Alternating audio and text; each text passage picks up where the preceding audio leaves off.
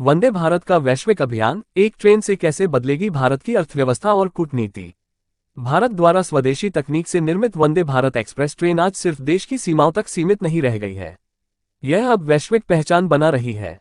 Paraguay, chilli, Canada और Malaysia जैसे देश इस ट्रेन में रुचि दिखा रहे हैं, और यह रुचि सिर्फ एक ट्रेन की नहीं बल्कि भारत की तकनीकी क्षमता, निर्माण कौशल और आर्थिक सशक्तिकरण का प्रतीक बन चुकी है।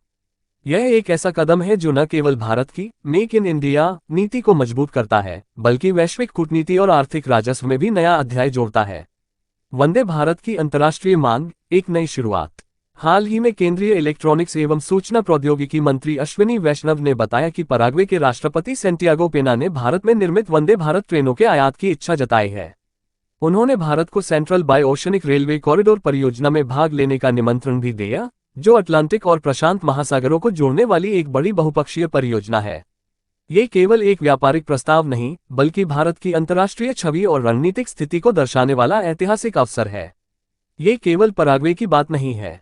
चिली, कनाडा और मलेशिया जैसे देश भी पहले से वंदे भारत ट्रेन में रुचि दिखा चुके हैं। इन सभी देशों में एक ही बात सामान्य है, वो भारत में बनी इस ट्रेन को कम लागत और उच्च गुणवत्ता का प्रतीक मानते हैं। भारत में वंदे भारत जैसी ट्रेन तैयार करने की लागत लगभग 120 रुपये -130 करोड़ आती है, जबकि पश्चिमी देशों में यही लागत 180 करोड़ रुपये तक पहुंच जाती है। Vande Bharat, make in India की वैश्विक ब्रांडिंग। प्रधानमंत्री नरेंद्र मोदी के नेतृत्व में शुरू की गई मेक इन इंडिया योजना ने वंदे भारत जैसी परियोजनाओं को वैश्विक पहचान दिलाई है।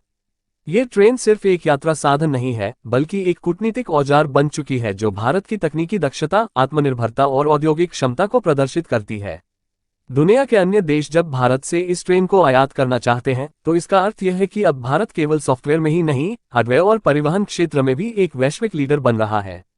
आर्थिक लाभ, निर्यात से बढ़ेगा राजस्व और रोजगार।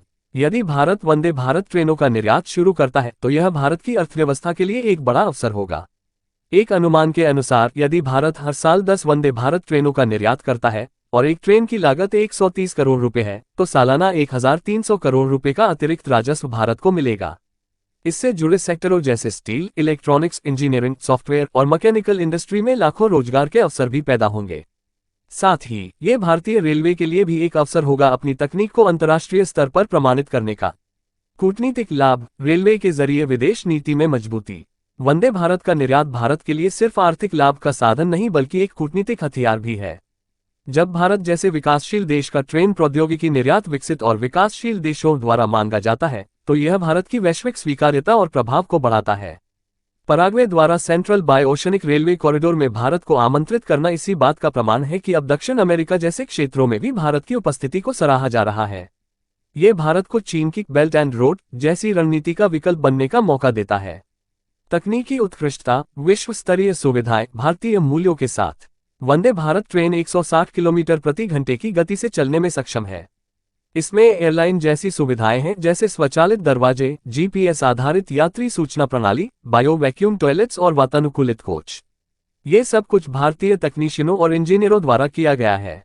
ये ट्रेन दिखाती है कि भारत अब जुगाड़ तकनीक से आगे बढ़कर विश्व स्तरीय उत्पाद तैयार कर सकता है, वो भी लागत और दक्षता दोनों में श्रेष्ठता के साथ।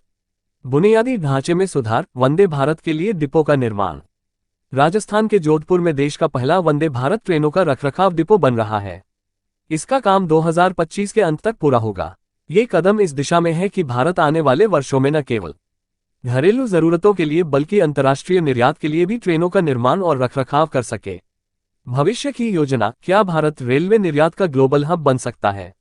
वंदे भारत के निर्यात की संभावना आने वाले समय में भारत को एशिया, अफ्रीका और लैटिन अमेरिका के देशों में रेलवे निर्माण और अपग्रेडेशन का एक प्रमुख भागीदार बना सकती है।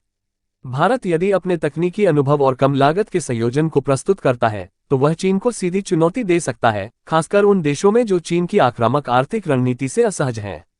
निष्कर्ष, आत्मनिर्भर भारत से वैश्विक भारत की ओर। वंदे भारत एक्सप्रेस अब केवल भारत की पहचान नहीं, बल्कि वैश्विक परिवहन प्रणाली में एक क्रांतिकारी बदलाव का प्रतीक बन रही है।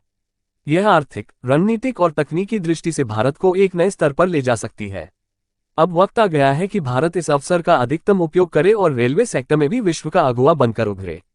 मेक इन इंडिया अब सेल टू वर्ल्ड बन रहा है और इसकी शुरुआत वंदे भारत से हो चुकी है।